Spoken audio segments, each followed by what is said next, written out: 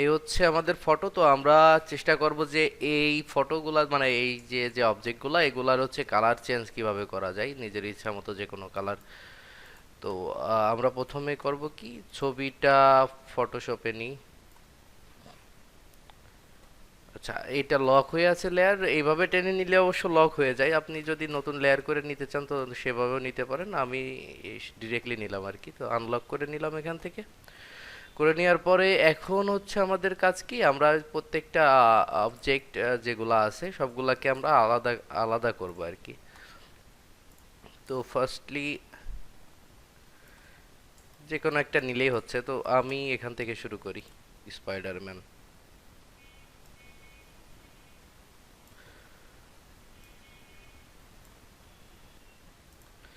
এজগুলা যত সুন্দরভাবে নিতে পারেন নিয়ে না, আমি আসলে অত দেখানোর প্রেক্ষিতে অত সুন্দর করে নিচ্ছি না।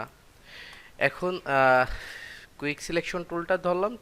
টুলটা ধরে আমি করব কি, যে এই লেয়ারটা ধরা আছে দেখেন, এইটাকে এখন অপশন বাটনে চাপ দিয়ে সরি এইটা হচ্ছে কন্ট্রোল ইন্টার দিলে পরে সিলেক্ট হবে আগে, এরপরে আপনি অপশন বাটনে চাপ দিলে পরে লেয়ার ভিয়া কপি পাবেন। কপি করে নিলাম। এটা কপি করার মেন কারণ উদ্দেশ্য হচ্ছে যে যাতে করে আমার এই লেয়ারটার উপরে কাজ না হয়। তো এইটাকে আমি আলাদা করে রাখতে চাচ্ছি। এখন আপনি চাইলে পরে এইটার উপরেই কালার নিয়ে নিতে পারেন একটা শেপ নিয়ে। তো আমি ওদিকে যাব না, আমি চাচ্ছি যে যাতে করে এই শেপটা আলাদা থাকে, টোটাল মেন যে ছবিটা এইটা যেন আলাদা থাকে, যাতে করে যখন ইচ্ছা তখন আমি কালারটা চেঞ্জ করতে পারি যে কোনোভাবে, যে কোনো এক একটা সাবজেক্ট যেন আলাদা আলাদা থাকে। মন চাইলে এখন আপনি আরও সাবজেক্ট কপি করে নিতে পারেন। তো আমি আপাতত একটা নিই, তারপর আবার দ্বিতীয়টা দেখাবো। এখন হচ্ছে আমি নতুন একটা লেয়ার নেব। এই লেয়ারটার উপরে কোনটার উপরে বুঝতে পারছেন, এই যেটা আমি কপি করছি আর কি, এইটার উপরে একটা লেয়ার নিলাম। এই লেয়ারটাকে আমি করব কি, ক্লিপিং মাস্ক করব। অপশন বাটনে চাপ দিলে দেখবেন সরি ক্রিয়েট ক্লিপিং মাস্ক আছে। এইটাকে আমি এইটার সাথে ক্লিপিং মাস্ক করছি, এই যে যে স্পাইডারম্যানের ইয়াটা শেপটা। ও সরি, এর ভিতরে আমি একটা বিষয় আসলে ভুল করে বসছি, যেটা হচ্ছে আমাদের এই ভিতরে যে চোখের ভিতরে যে জায়গাটুকু, এই জায়গাটুকু আমরা বাদ দিই নাই। তো আমি এই লেয়ারটা ধরে আমি আবার একটু এটা কেটে নিই।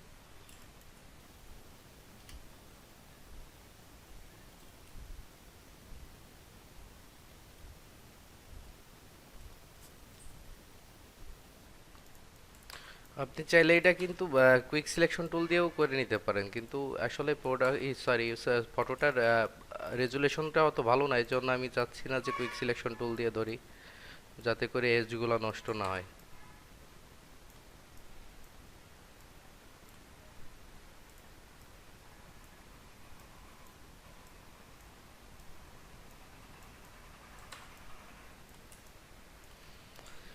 কন্ট্রোল ইন্টার, এখন ডিলেট, কন্ট্রোল ডি দিয়ে ডিসিলেক্ট করলাম।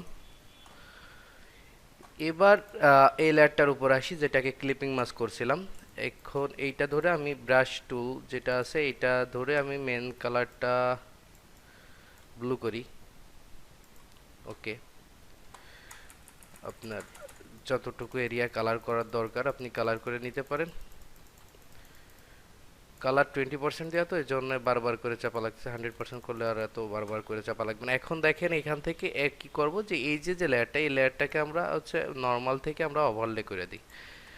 দেখেন অলরেডি কালারটা চেঞ্জ হয়ে গেছে। এখন আরও যদি অন্য লেয়ারে নিতে চান, এখন করব কি, দেখেন লেয়ার কিন্তু আমি আগেরটা ধরে রাখছি, যে ক্লিপিং মাস্ক করা ছিল যে লেয়ারটা, ওটাই আমরা যাব না আর আবার সেই পুরনো লেয়ারটাকে লেয়ারটাতে চলে আসি। এসে হচ্ছে আমরা আবার কাটবো।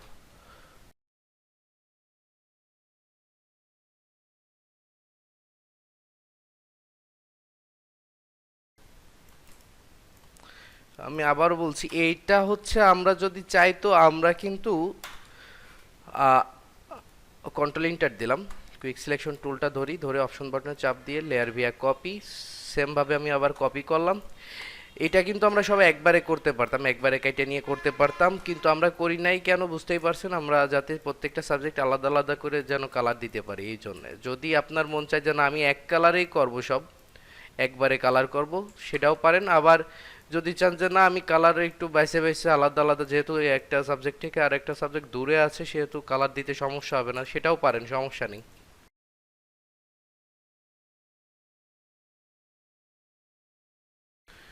যদিও এই ডার্ক কালারগুলো ওভারলে করলে পরে ম্যাটার করে না যে কালার চেঞ্জ হবে কিনা, এটার কালার চেঞ্জ হতো না যদিও, তারপরেও আমি রিস্কের ভিতরে যেতে চাচ্ছি না।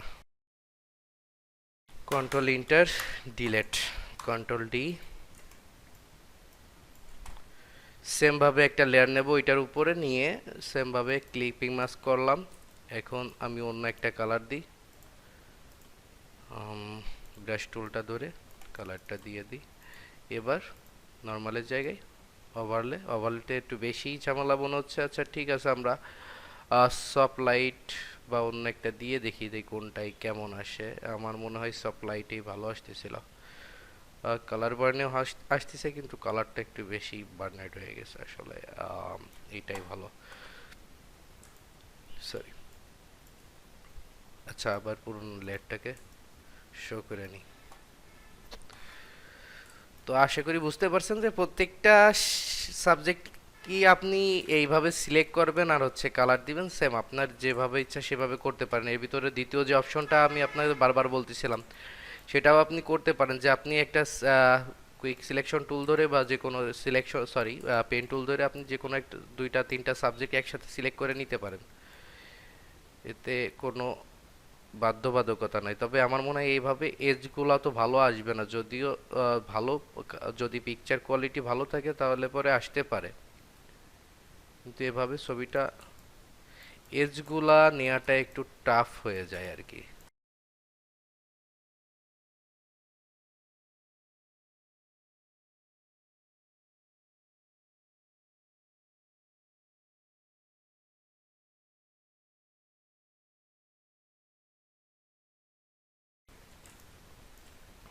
আচ্ছা, পুরোটা আবার সেমভাবে লেয়ার দিয়ে কপি করলাম।